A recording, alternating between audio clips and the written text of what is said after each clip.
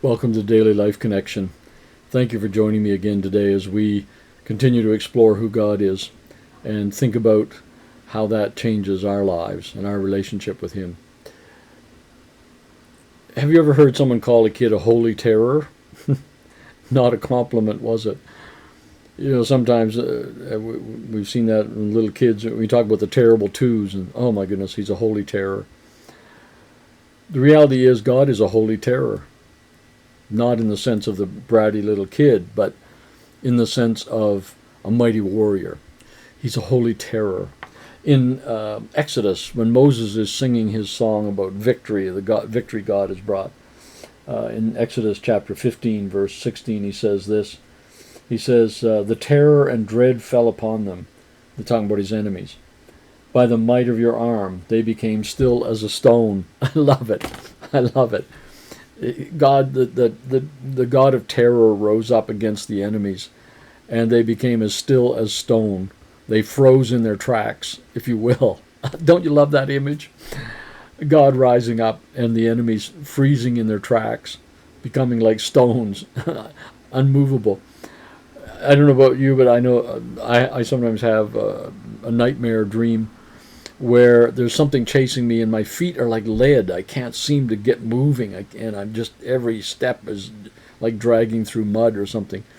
And there's that terror. I can't seem to move. I can't seem to get away. And that's what Moses is singing about here. He's saying when God rises up in his might and in his power against the enemies, it strikes a holy terror into them. They become frozen to the spot. They can't seem to move. They can't get away.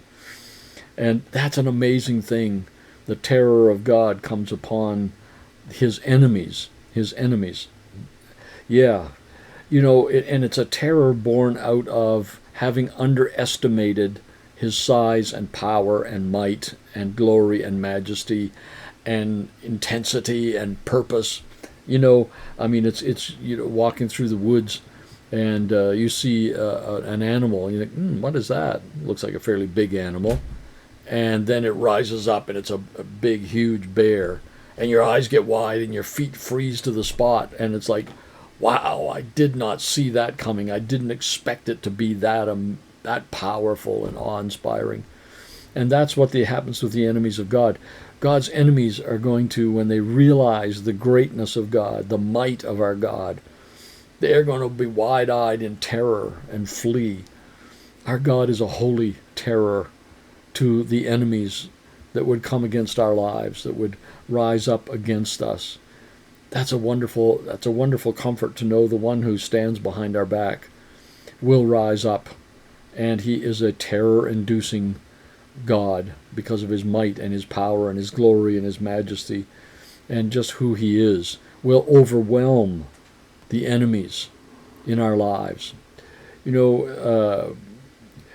I think maybe a good prayer for us to pray sometimes when it seems like the enemies are overwhelming us, when it seems like our circumstances we're like the disciples out in the boat rowing against the wind, and it said no matter how hard they rowed, they couldn't make any headway, and the waves were coming in and the boat was beginning to sink. And then what happens? Jesus rose up and he spoke and the waves froze. It went calm. The terror of the night turned into the beauty of the night. Oh, isn't that good? When God rises up in his majesty and his might, those things that terrorize us will actually become places of beauty, because there the peace of God has overwhelmed the enemy. The God who rises up, the God who strikes terror into all the things that would destroy our lives or come against us, discourage us, defeat us, cause us fear.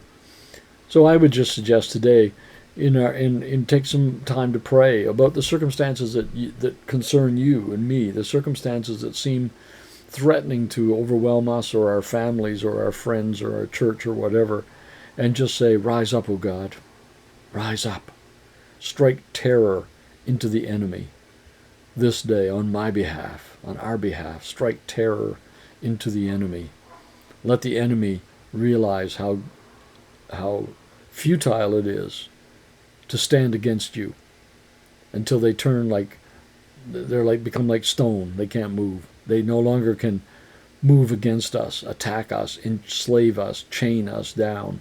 Those things lose their ability to stand against us. And like stone statues, we can move through them and move on to a place of victory. Good news, our God is a holy terror. Let's think about that today. God bless. We'll talk again tomorrow.